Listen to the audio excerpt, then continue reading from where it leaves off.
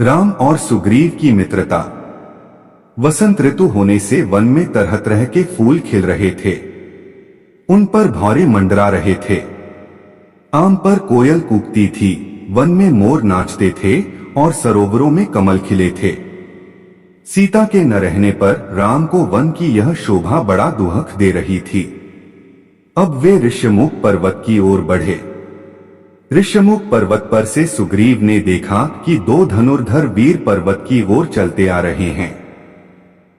उसको शंका हुई कि कहीं बाली ही ने तो उन्हें नहीं भेजा। बाली उसका बड़ा भाई था और उसे मार डालना चाहता है। बाली के भय से ही सुग्रीव इस पर्वत पर रहता था।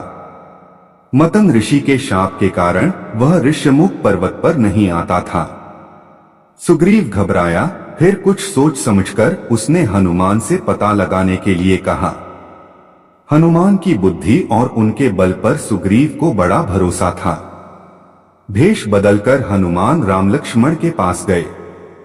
उन्होंने शिष्टता के साथ प्रणाम किया और संस्कृत भाषा में बातचीत की।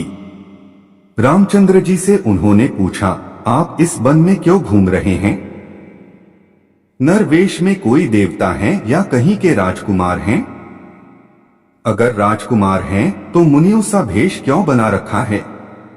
मैं पवन का पुत्र हनुमान हूं और पंपापुर के राजा बाली के छोटे भाई सुग्रीव का सेवक हूं। सुग्रीव बड़े धर्मात्मा और बुद्धिमान हैं, उन्होंने मुझे यहां भेजा है।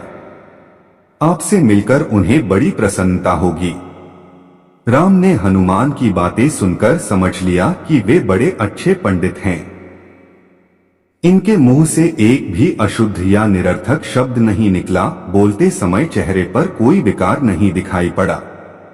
जिनके ये मंत्री हैं वे भी ऐसे ही होंगे। लक्ष्मण बोले, है हनुमान, ये कौशल देश के राजा दशरथ के सबसे बड़े पुत्र राम हैं। मैं इनका छोटा भाई लक्ष्मण हूं। पिता की आज्ञा से हम 14 वर्ष को वन में रहने के लिए निकले हैं। साथ में भाई राम की धर्म पत्नी राजा जनक की पुत्री सीता जी भी थीं।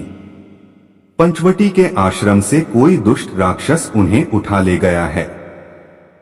उन्हीं को हम खोज रहे हैं। कबंध ने सुग्रीव की प्रशंसा की थी। उनकी सहायता मिल जाए तो काम बने। हनुमान ने समझ लिया कि राम और सुग्रीव दोनों की दशा समान है। दोनों को एक दूसरे की मदद चाहिए, इसलिए दोनों में मित्रता हो सकती है। यह सोचकर राम लक्ष्मण को उन्होंने अपने कंधों पर बैठाया और उछलते कूदते और छलांग भरते वे ऋष्यमृग पर्वत के शिखर पर जा पहुंचे।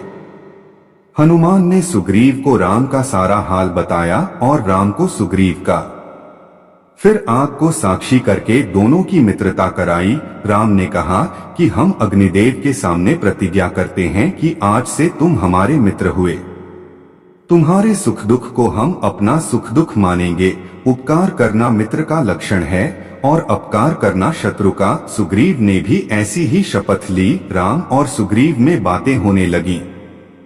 हनुमान ने चंदन की एक फूली हुई टहनी लक्ष्मण को दी।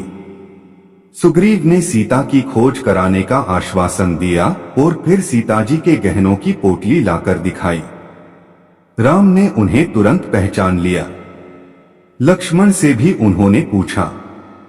लक्ष्मण ने उत्तर दिया कि कानों के कुंडल और बाजूबंद के बारे में तो मैं कुछ नहीं कह सकता। नूपुरों को अवश्य पहचानता हूं कि वे सीता माता के ही हैं। नित्य सवेरे चरण छूते समय उन्हें मैं देखता था।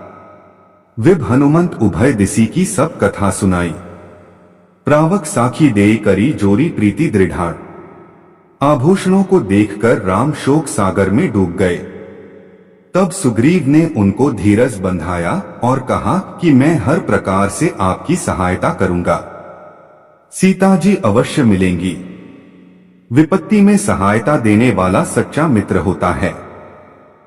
मित्रता करना सहज है पर उसे निभाना कठिन है। तब राम ने सुग्रीव से अपना हाल बताने के लिए कहा। सुग्रीव ने कहा, किष्किंधा का राजा महाबलवान बाली मेरा बड़ा भाई है। उसने मुझे राज्य से निकाल दिया है। मेरी स्त्री छीन ली है। मेरा वध करने की वह बराबर चेष्टा कर रहा है। उससे बचने के लिए मैं पृथ्वी का कोना कोना छान डाला।